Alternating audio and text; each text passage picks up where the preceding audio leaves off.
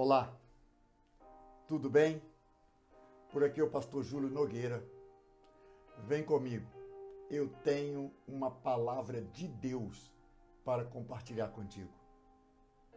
Está no livro do Êxodo, capítulo 2, do versículo 1 ao 10, cujo tema hoje é Como ser mãe em tempos de crise, ou como ser família em tempos difíceis. Vem comigo. E eu vou ler também o Salmo 121, do versículo 1 ao 8. Ok? Eu vou ler o Salmo, vamos orar e depois iremos para a palavra do livro do Êxodo. Ok? Vamos falar hoje de Joquebede. E como eu disse ontem, quem é Joquebede? Joquebede significa Jeová é glória. E Joquebede trata-se da mãe de Moisés. Uma mulher estrategista, uma mulher admirável. Nós vamos aprender muito como Joquebede se comportou diante de uma crise, diante de uma adversidade. Joquebede promoveu unidade na família, criou estratégia para salvar o filho. É algo maravilhoso que nós podemos aprender muito com Joquebede. Uma mãe de excelência, uma mãe com criatividade, uma mãe disposta a lutar pelos seus filhos, pela sua família. Estabeleceu uma unidade na família, teve criatividade, foi uma mulher extraordinária, ok? Mas antes, vamos ler aqui o Salmo 121, que diz assim: Elevo os meus olhos para os montes. De onde me virá o socorro? O meu socorro vem do Senhor, que fez o céu e a terra. Ele não permitirá que os teus pés vacilem. Não dormitará aquele que te guarda. É certo que não dormita nem dorme o guarda de Israel. O Senhor é quem te guarda. O Senhor é a tua sombra à tua direita. De dia não te molestará o sol, nem de noite a lua. O Senhor te guardará de todo mal. Guardará a tua alma. O Senhor guardará a tua saída e a tua entrada, desde agora e para sempre. Amém? Vamos lá? No livro do Êxodo, no capítulo 2, Êxodo capítulo 2, do versículo 1 ao 10, aqui tem a história do maior legislador, o maior historiador que já houve, sobre Moisés. E vamos falar da mãe de Moisés e da família de Moisés. E vamos ver que havia um decreto, uma dificuldade, uma crise muito grande, um levante muito grande contra a família do povo judeu. Olha, Êxodo capítulo 1, no versículo 22, diz bem assim, aonde estava o foco, o epicentro da crise, da adversidade que as famílias do povo de Israel estavam enfrentando. O epicentro do problema era que, olha, que José morreu, a dinastia de Faraó da época que conhecia José, né, assumiu o trono do Egito e a nova dinastia não conhecia José e também não fazia caso do povo hebreu. E o povo hebreu crescia muito, era um povo forte, trabalhavam muito e crescia muito. E aí a nova dinastia do faraó do Egito ficou preocupada do povo hebreu tomar o trono. O problema era esse. Daí deu ordem às parteiras, né, Sifra e Puá, que eram parteiras das mulheres hebreias, deu ordem que quando nascesse um menino era para matar. Só que Deus bradou no coração de Sifra e Puá e não mataram os meninos. E isso chegou ao coração do faraó, chamou as parteiras e falou, não, é porque as mulheres hebreias são mulheres muito fortes. As mulheres de Deus são mulheres fortes. E o que aconteceu? O faraó baixou um novo decreto. E disse assim, Então ordenou Faraó a todo o seu povo, dizendo: a todos os filhos que nascerem aos hebreus, lançareis no Nilo, no rio. Mas a todas as filhas deixareis viver. Então, toda criança, o decreto do faraó era: toda criança que nascesse do povo hebreu, do sexo masculino, teria que ser lançado no rio Nilo. Para quê? Para se tornar comida dos jacarés do Nilo. E diga de passagem, os jacaré o Nilo é onde tem os maiores jacarés, os maiores crocodilos, ok? E foi dentro desse contexto desse pano, desse fundo histórico, dessa introdução que eu falei aqui, que vem a gravidez de Joquebede, que se engravida de Moisés. Agora vamos ler aqui o capítulo 2, do versículo 1 ao 10, diz assim: foi-se um homem da casa de Levi e casou com uma descendente de Levi. E a mulher concebeu e deu à luz um filho. E vendo que era formoso, escondeu-o por 3 meses. Não podendo, porém, escondê-lo por mais tempo, tomou um cesto de junco, calafetou-o com betume e piche, e pondo nele o menino, largou-o no carriçal à beira do rio. A irmã do menino ficou de longe para observar o que lhe haveria de suceder. Desceu a filha de Faraó para se banhar no rio, e as suas donzelas passeavam pela beira do rio. Vendo ela o cesto no carriçal, enviou a sua criada e o tomou. Abrindo-o, viu a criança, e eis que o menino chorava. Teve compaixão dele e disse: este é menino dos hebreus. Então disse sua irmã à filha de Faraó: queres que eu vá chamar uma das hebreias que te sirva de ama e te crie a criança? Respondeu-lhe a filha de Faraó: vai. Saiu, pois, a moça e chamou a mãe do menino. Então lhe disse a filha de Faraó: leva este menino e cria-mo, pagar-te-ei o teu salário. A mulher tomou o menino e o criou. Sendo o menino já grande, ela o trouxe à filha de Faraó, da qual passou ele a ser filho. Esta lhe chamou Moisés e disse: porque das águas o tirei. Amém? Olha que palavra linda. Olha que contexto, o contexto histórico nós já vimos, que havia um decreto. A mulher Joquebede engravidou-se.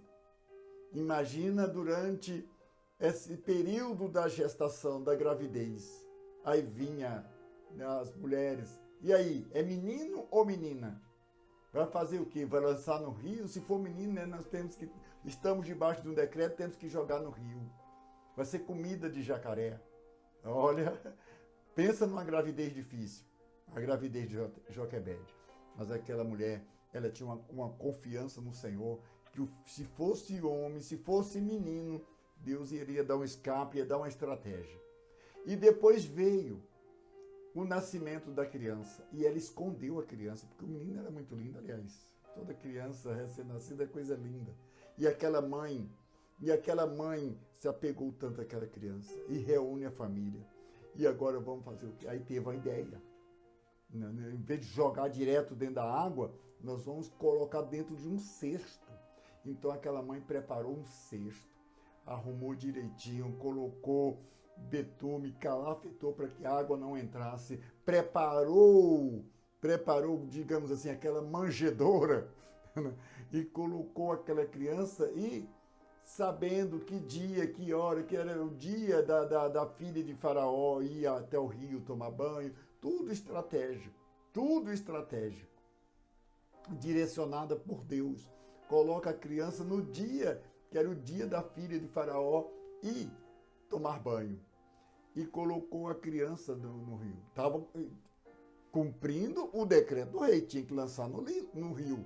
E ela lançou, ela não estava em desobediência, estava obedecendo, porque se houvesse a desobediência, na morte certa, era execução na hora. Tanto ela quanto a família dela poderia ser executada. Por isso que não pôde mais ocultar a criança. Porque se não chegasse ao conhecimento, ela tinha que cumprir o decreto. Descumprir um decreto do faraó era morte certa. Então coloca a criança lá e a estratégia. Miriam, a irmã do menino, ficou ali de plantão observando. Quando a filha de Faraó veio tomar banho, e as criadas, ou seja, as auxiliadoras da filha de Faraó, que estavam ali por perto, começou a observar e viu o cesto, e a filha de Faraó viu também. Falou, manda pegar aquele cesto, o que tem no cesto? Quando abre a tampa do cesto, o cesto era muito bem feito, que inclusive tinha uma tampa para proteger do sol, para que não... É coisa bem feita, bem estruturada. E aí, quando abre a tampa do cesto, que olha, uma criança chorando. E a filha de Faraó tinha essa consciência que crianças que estivessem no Nilo teriam que ser provenientes do povo hebreu, porque havia um decreto do seu próprio pai, que todo filho do sexo masculino que nascesse do povo hebreu teria que ser lançado no Nilo. Então aquela criança que estava no rio Nilo, né, a filha de Faraó imediatamente entendeu que era filho, que era proveniente, descendente dos hebreus. Essa hora, o que acontece? Miriam se aproxima. A irmã do menino se aproxima. Eu creio, podemos conjecturar, não é nenhuma heresia, que enquanto Miriam está lá no fronte da batalha, vendo ali na proximidade, na fronte da guerra, Joquebede, Anrão e Arão. Anrão é o pai de Moisés. Arão era o irmão mais velho. Imagina esses três, a mãe, o irmão, o pai, em casa, em oração, e a irmã lá no fronte da batalha, próximo da criança, para não abandonar. Peraí, nós vamos ter que salvar o nosso filho, é o nosso ente querido, nós vamos entrar em oração, é unidade na adversidade. O decreto de morte está estabelecido, a situação, a crise é feia, mas nós vamos lutar pela nossa família, vamos nos unir. Então, olha que nós vamos aprender aqui hoje. Tem crise, tem adversidade? Tem, mas nós podemos nos unir em oração pelos nossos entes queridos, principalmente aqueles que estão lá na ponta, quase sendo executados. Nós podemos mãe, aprenda, unir a sua família. Pai, aprende a se unir. Irmãos, irmãs, vamos nos unir para clamar. É o clamor pela salvação, pelo resgate, pela proteção. Isso, essa família estava em crise, havia um filho, um ente querido que estava praticamente e já ia morrer, ia ser comida de jacaré. Mas houve oração. E quando tem clamor, quando tem choro, imagina como que não foi Joquebede, quantas lágrimas essa mãe não derramou em prol do seu próprio filho. Mas não foi em vão, porque o Deus Todo-Poderoso entrou em ação, deu estratégia, e Miriam se aproxima. Queres que eu chamo uma mulher hebreia para que crie o filho? Não, pode chamar. Aí veio, adivinha quem veio para se apresentar à filha de Faraó? A própria mãe Joquebede. Miriam falou, mãe, vamos lá, porque o Moisés, o nosso irmão, o menino foi encontrado, glória a Deus e aleluias. E a filha de Faraó, mãe, quer que a senhora vá lá. Eu falei para ela que ia chamar uma hebreia para cuidar dele. E a mãe foi. Imagina a alegria que estava no coração de Joquebede. Quando chega lá, se apresenta para a filha de Faraó lhe dá uma ordem. Olha, leva esse menino e me cria essa criança e eu vou pagar o teu salário. Porque o povo hebreu era povo escravo lá no Egito. Então, ela, além de criar o próprio filho, ainda ia receber um salário do erário público da dinastia de Faraó. Olha, Moisés foi criado pela própria mãe. Isso de acordo com a vontade de Deus, mas houve uma mobilização quando a família se une, quando derrama lágrima, quando se busca, quando se apresenta. É o clamor pela família. O clamor por Moisés foi algo fora do comum. Essa mãe é uma mãe extraordinária, que não se abateu, que não desistiu, que não abriu mão. Ela cumpriu o decreto do faraó, mas ela cumpriu também o desejo do seu coração de salvar o seu filho. Então, mãe, talvez você está enfrentando uma dificuldade, uma luta muito grande contra o seu filho. Une a sua família e vamos clamar em favor do teu filho, da tua filha, da tua família. Quando a família se une por uma causa, a resposta vem do Senhor. Como eleva os meus olhos para os montes, de onde me virá o socorro? O meu socorro vem do Senhor que fez os céus e a terra. É isso que eu tenho que fazer, é isso que você tem que fazer. É por isso que todo dia eu tenho orado pela minha família. Todo dia você tem orado pela sua família. E nós devemos orar mesmo. E nos unir, buscar no Senhor estratégia. Estratégia para salvar o filho. Estratégia para salvar a filha. Estratégia para salvar a família. Nós temos que ser estrategistas em Cristo. Temos que pedir direção ao Espírito Santo. O que eu devo fazer, Espírito Santo, para salvar o meu filho? O que eu devo fazer, Espírito Santo, para salvar a minha filha? E unir força mesmo, e derramar lágrimas, ir para o joelho. Isso chama-se estratégia para salvar a família. Aqui está o tema, como ser mãe em tempos de crise, ou como ser família em tempos difíceis. Aqui essa família, Arão, Joquebede e Miriam, esses 4 se uniram, não deram. Observa também que eles não deram ouvidos, não ficou dando ouvidos a conversas paralelas. Imagina a especulação que não era em volta dessa família. E aí, é menina, vai cumprir ou não vai cumprir o decreto? Mas eles não deram crédito a conversas paralelas. Eles se uniram. Que era o pai, Arão, Joquebede, Miriam, se uniram nessa adversidade. Se uniram diante dessa adversidade e houve uma resposta. Houve a resposta de Deus. E Moisés se tornou, e depois que o menino foi criado, desmamado, foi levado e entregue. Moisés foi criado no palácio, não foi escravo dos egípcios. Deus reverteu, a bênção foi tão tamanha que Moisés se tornou o maior legislador, o maior historiador do passado. Quem criou o Pentateuco foi Moisés. Quem conduziu o povo, tirou o povo do Egito, ali estava o resgatador.